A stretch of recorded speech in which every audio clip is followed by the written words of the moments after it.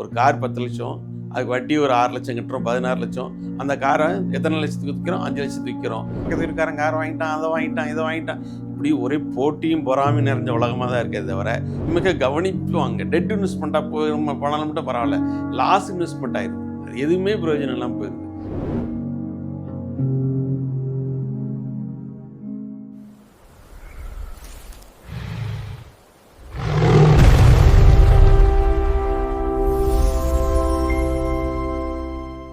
இப்போ இன்னொரு முக்கியமான விஷயங்கள் நம்ம சொல்கிறோம். இப்போ ஒரு சில கார்ன்னு சொல்லிட்டு கார் மேலே அதிகமாக மோகம் இருக்குது நம்ம நாட்டில். அது எல்லா மக்களுமே வீட்டுக்கு 2 கார் வாங்கணும் அப்படிங்கிற மாதிரி ஒரு அவசியத்தில் இருக்கிற மாதிரி தெரியுது. ஆனால் ஆக்சுவலி அது அவசியமே கிடையாது. இப்போ உதாரணமாக பார்த்தீங்கன்னா, பெரிய பெரிய காருக்கெல்லாம் 1,00,00,000, 1,50,00,000, 2,00,00,000ன்னு சொல்லி கார் வாங்குற ஒரு டீம் இருக்காங்க. அவங்க வந்து மேல்நிலை பணக்காரங்க. நடுநிலைமையில் இருக்கிறவங்க 20,00,000 வரைக்கும் கார் வாங்குறாங்க, 10,00,000 வரைக்கும் கார் வாங்குறாங்க. அதுக்கு ஒன்று டியூஸ் கட்டிட்டு இருக்காங்க. மேக்ஸிமம் என்ன சொல்கிறாங்கன்னா, வெளியூர் போகும்போது நம்ம கார் வேண்டியிருக்கு அப்படின்னா எடுக்கிறோம். லோக்கலில் வந்து நீ கார் ஓட்டுற மாதிரிலாம் இல்லை. ஒரு கார் எடுத்துகிட்டு நீங்கள் ஒரு காந்திபுரம் போகிறீங்க அப்படின்னா, அதுங்க கிட்டத்தட்ட நீங்கள் ஒரு 1/2 மணி நேரம் ஆகுதுன்னா, 2 வீலரில் போனீங்கன்னா 5 நிமிஷத்தில் போயிடலாம். இன்றைக்கி அந்தளவுக்கு டிராஃபிக் இருக்குது. அப்போ நம்ம வந்து கார் என்ன பர்பஸ்க்காக வாங்குறோன்னா, குடும்பத்தோடு சேர்ந்து ஊருக்கு போகிறதுக்கு வாங்குகிறோம் அப்படின்னு சொல்கிறோம். அந்த ஊருக்கு போகிறதுக்காக நீங்கள் ஒரு எப்படி ஊருக்கு போகிறீங்கன்னு கேட்டிங்கன்னா, வருஷத்துக்கு 2 முறை போகிறாங்கிறாங்க. வருஷத்துக்கு 2 முறை 3 முறை போகிறதுக்கு ஒரு காரை வச்சுட்டு, அந்த காருக்கு டியூ கட்டிட்டு, இருக்கிறவங்க நேரத்துக்கு நீங்கள் போய் உங்களோட உயிரை பணைய வச்சு நீங்கள் காரை ஓட்டிக்கிட்டு, அந்த ஊரில் போய் நீங்கள் ஒரு ஒரு பெரிய கௌரவத்தை காமிக்கிறீங்க. அவ்வளோதான். அதில் வேறு எந்த ஒரு விசேஷமும் கிடையாது. அதே இது இந்த ஊருக்கு போகிறதுக்கு ட்ராவல்ஸில் இந்த மாதிரி எடுத்தோம் அப்படின்னா, அதில் நீங்கள் கட்டக்கூடிய 1 மாதம் இஎம்ஐ தான் கார் வாடகை வரும். கணக்கு போட்டு பாருங்கள். எப்படி கணக்கு போட்டு பார்த்தாலும் 2 மாதம் இஎம்ஐ தான் வரும். ஆனால் நம்ம 12 மாதம் இஎம்ஐ கட்டிட்டு 2 முறை ஊருக்கு போகிறதுக்கு பயன்படுத்துகிறோம். இது எப்படி நியாயமாகும்? அதே மாதிரி கார் வந்து என்ன, காருக்கு மெயின்டெனன்ஸுங்கிறது சாதாரண விஷயம் கிடையாது. எந்த கார் சாதாரண கார் எடுத்தாலே மெயின்டெனன்ஸுங்க 10,000 வந்துடுது. ஒரு மெயின்டெனன்ஸ் ஒரு ஆயில் சர்வீஸ் பண்ணுச்சுன்னா 15,000. மறுபடியும் உயர் ரக காருக்கெல்லாம் போனீங்கன்னா லட்சத்தில் தான் ஒரு சர்வீஸே. அப்போ அந்த மாதிரி இருக்கும்போது எல்லாமே பார்த்திங்கன்னா வரட்டு கௌரவத்துக்காக தான் பயன்படுத்துகிறோம்.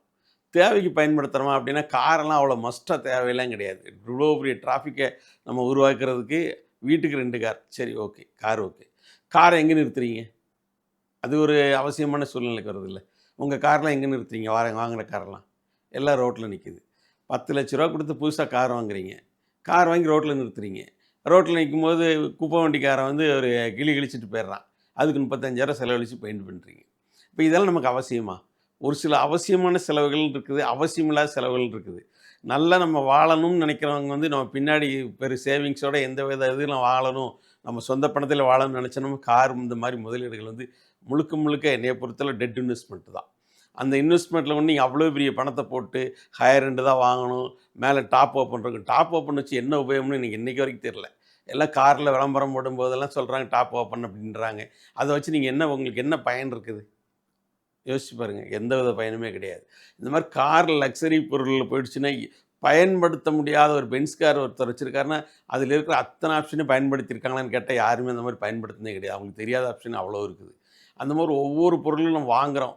அதை வாங்குகிற பொருளுக்கு உண்டான விலையையும் நம்ம அதோட பயன்பாட்டை கணக்கு பார்த்தோம் அப்படின்னா, பொதுவாக வெளியூர்லேருந்து இங்கே வர்ற எல்லாருமே வெளியூருக்கு போகிறதுக்கு, இங்கே ஊருக்கு போகிறதுக்கு தான் கார் எடுக்கணும்னு நினைக்கிறோம். கார் நீங்கள் வாடகைக்கு எடுத்திங்கன்னா இஎம்ஐ ரொம்ப சிம்பிளாகிடும். வட்டியோட ரேட் ரொம்ப கம்மியாகிடும். உங்கள் வாழ்க்கை திறமே அதில் பெரிய அளவு உயரும். ஒரு 10,00,000 ஒரு கார் வாங்கி அதுக்கு இஎம்ஐ போட்டு அந்த இஎம்ஐ முடியும் போது உங்கள் காரோட மதிப்பு 16,00,000 கணக்குக்கு. வட்டி மேலே போட்டிங்கன்னா 7 வருஷம் இன்ட்ரெஸ்ட் போடும்போது உங்கள் காரோட மதிப்பு 16,00,000. ஆனால் அந்த காரை நீங்கள் எத்தனை ரூபாய்க்கு விற்பீங்க? எத்தனை ரூபாய்க்கு விற்க முடியும் சொல்லுங்கள் பார்ப்போம்? பாதி 5,00,000 விற்பீங்க. அது எது பெண்டு கிண்டு அதெல்லாம் ஆயிருந்ததுன்னா அதையும் ரேட்டு கம்மியாக தான் கொடுப்பாங்க.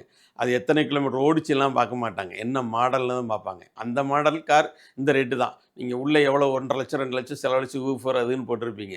அந்த ஊஃபரெல்லாம் யாரும் கணக்கில் சேர்க்க மாட்டாங்க. அவங்கள பொறுத்தவரை கார் 2023 மாடல் இவ்வளோ தான் ரேட் அப்படின்னு சொல்லி ஃபிக்ஸ் பண்ணிடுவாங்க. அப்போ அதில் வரக்கூடிய நீங்கள் தேய்மானத்தை கணக்கு போட்டு பாருங்களேன்.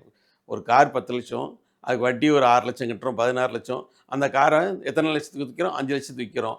கிட்டத்தட்ட உங்களுக்கு 11,00,000 லாஸ் ஒரு காரில். 7 வருஷத்தில் 11,00,000. அதுக்கு நீங்கள் மெயின்டைன் பண்ணியிருப்பீங்க. அதை நீங்கள் யோசிச்சு பாருங்கள். அது ஒரு 2,00,000 வந்திருக்கும். அப்போ நீங்க கிட்டத்தட்ட 10, 15 லட்சம் ரூபாய் அங்க லாஸ் பண்ணிடுறீங்க ஒரு 7 வருஷத்துக்குள்ள. அப்போ வருஷத்துக்கு 2 லட்சம், 3 லட்சம் லாஸ் ஆயிருது. அந்த 2 லட்சம் ரூபாய்க்கு ஒவ்வொரு நாளைக்கு நீங்க ஒரு கோல்டோ, இல்ல ஒரு ஷேர் மார்க்கெட்லயோ இத இன்வெஸ்ட் பண்ணியிருந்தீங்கன்னா, அது உங்கள எந்த அளவுக்கு காப்பாத்தி விடும்? யோசிங்க கொஞ்சம். அது பெரிய அளவுல நமக்கு ஒரு லாபத்த குடுத்துருக்கும்.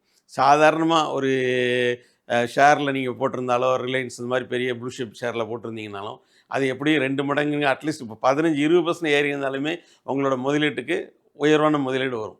நம்ம அதெல்லாம் கணக்கு எதையுமே போடுறதில்ல. என் பிள்ளை கார் கேட்டான், பக்கத்து வீட்டுக்காரன் கார் வாங்கிட்டான், அத வாங்கிட்டான், இத வாங்கிட்டான். இப்படி ஒரே போட்டியும், பொறாமையும் நிறைஞ்ச உலகமா தான் இருக்கே தவிர, சிந்தித்து செயல்படுறவங்க ரொம்ப ரொம்ப குறைவு. பொதுவா கார் வாங்குறது விஷயத்துங்கள வந்து அதிகபட்ச பட்ச ரேட்ட குடுத்து வாங்கி 2 நாள், 3 நாள் ஊருக்கு போறதுக்காக வாங்குறவங்க தயவுசெய்து 1 முறைக்கு 2 முறை யோசிங்க. நீங்க தான் ஓட்டிட்டு போணும்.